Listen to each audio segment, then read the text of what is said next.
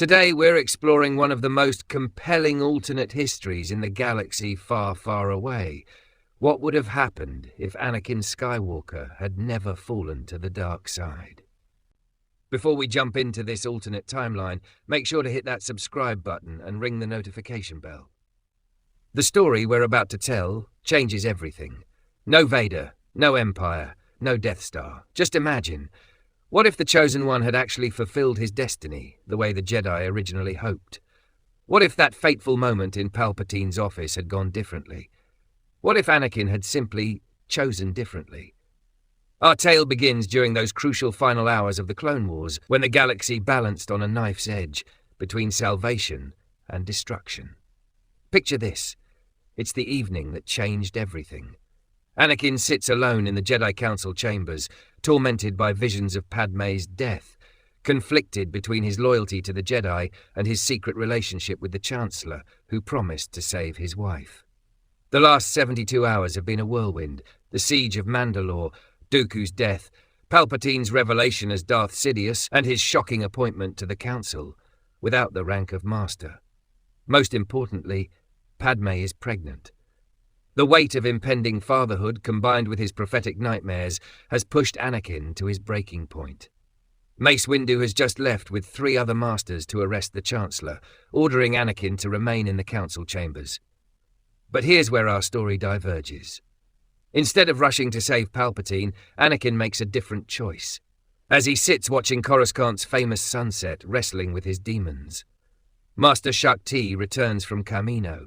She finds him in obvious distress and offers something the original timeline lacked: calm wisdom and patient guidance. Shakti doesn't make the decision for him. She simply reminds him of a fundamental Jedi principle: trust in the will of the Force. She sits with him, meditating, providing the stabilizing presence that Anakin desperately needed, but never received in the original timeline. The crucial difference? Anakin chooses to stay. He chooses to trust his fellow Jedi. He chooses to believe that if Windu is right about Palpatine being a Sith Lord, then the Force will guide them to victory. Most importantly, he chooses faith over fear. When Mace Windu returns, he's battered and exhausted, carrying the lightsabers of 3 fallen Masters. Saesee Tiin, Agent Kolar, and Kit Fisto died in the confrontation, but Windu succeeded. Palpatine is dead, and with him the Sith's 1,000-year plan for revenge. But victory comes with revelation. Windu admits to Anakin that he was wrong to distrust him, acknowledging that the young Jedi's information about Palpatine saved not just the Republic, but the entire galaxy. For the first time, Anakin feels truly accepted by the Council, not as a necessary evil or a dangerous weapon, but as the Chosen One who helped bring balance to the Force. The immediate aftermath is chaotic. The Senate is in uproar, their beloved Chancellor revealed as the architect of a galactic war that claimed billions of lives. The evidence is overwhelming.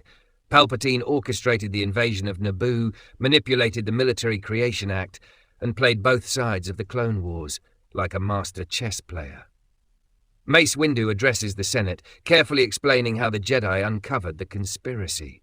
He omits certain details to protect both Anakin and the Republic's stability, but the truth is undeniable.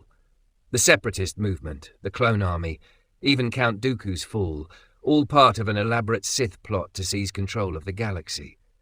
During this period of uncertainty, Anakin remains at the temple as a precaution. The Council wants to ensure he's protected from any potential backlash or accusations of involvement in Palpatine's schemes. It's during this time of forced isolation that Anakin truly learns patience and begins to understand what Yoda meant about being a Jedi. The investigation concludes with the Jedi Order cleared of wrongdoing. In fact, they're hailed as heroes for preventing the Republic's fall to tyranny. As promised, the Council promotes Anakin to the rank of Master, a gesture of trust and respect that validates everything he's fought for. But the real victory isn't political, it's personal. For the first time since his mother's death, Anakin feels at peace. His nightmares about Padmé fade. They were likely Force visions, manipulated by Palpatine's influence, designed to drive him toward the dark side.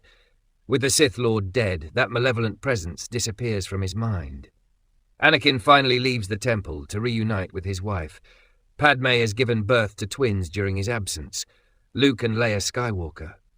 The moment he holds his children for the first time, Anakin understands what balance truly means. Not the destruction of the Sith or the dominance of the Jedi, but harmony between all aspects of life.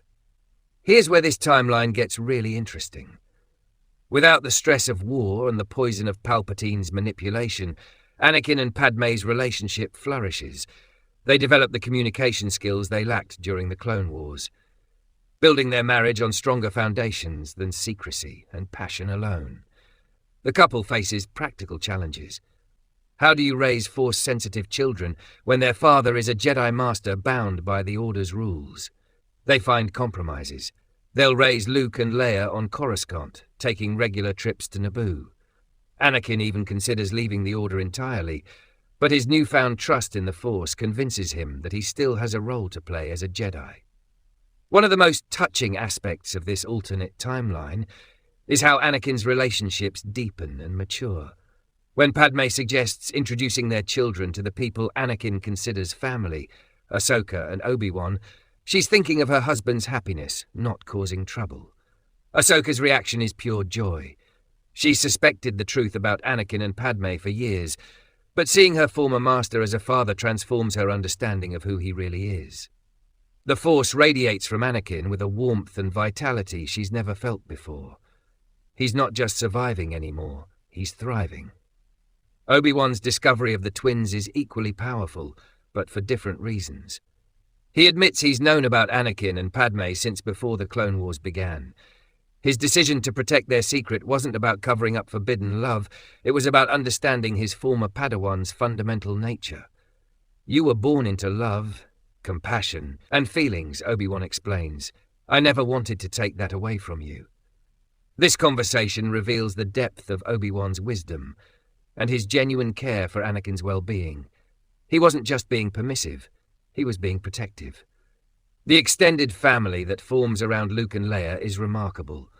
Obi-Wan and Ahsoka become Uncle Ben and Aunt Soka, helping to raise children who will never know the trauma that defined their father's early years.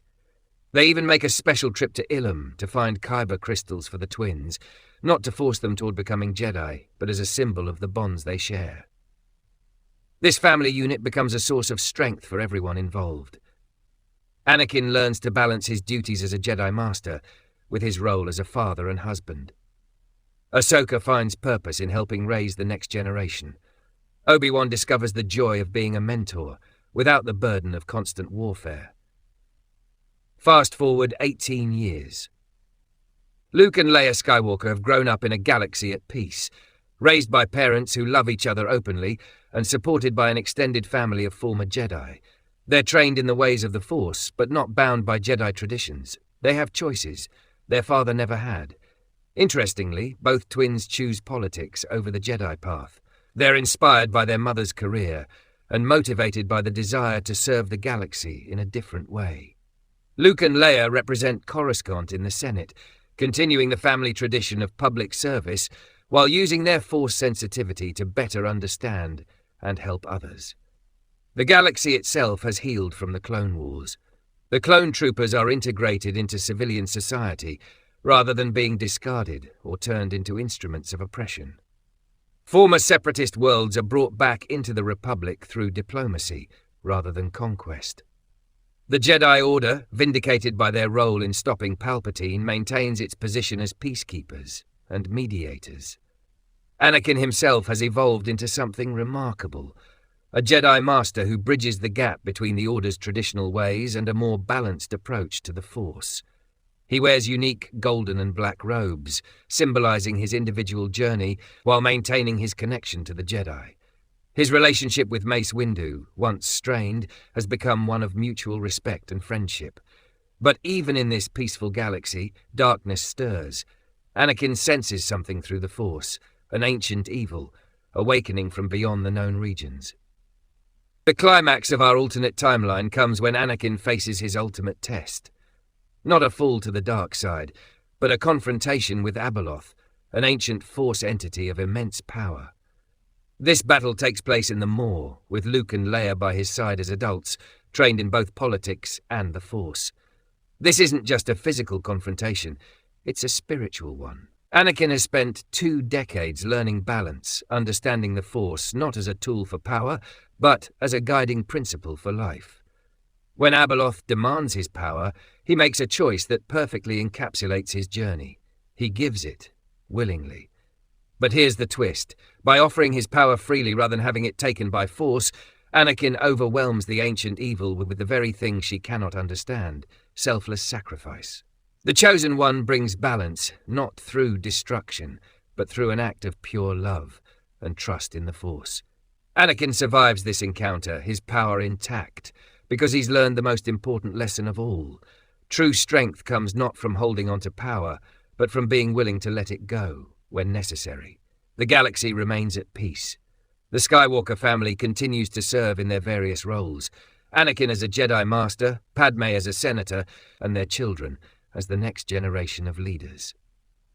When Obi-Wan eventually passes away from natural causes, he does so peacefully, knowing that his greatest student not only found balance, but helped maintain it for the entire galaxy.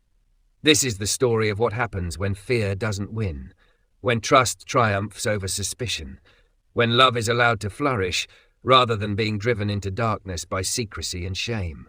Anakin Skywalker's fall to the dark side wasn't inevitable. It was the result of specific choices made in moments of crisis.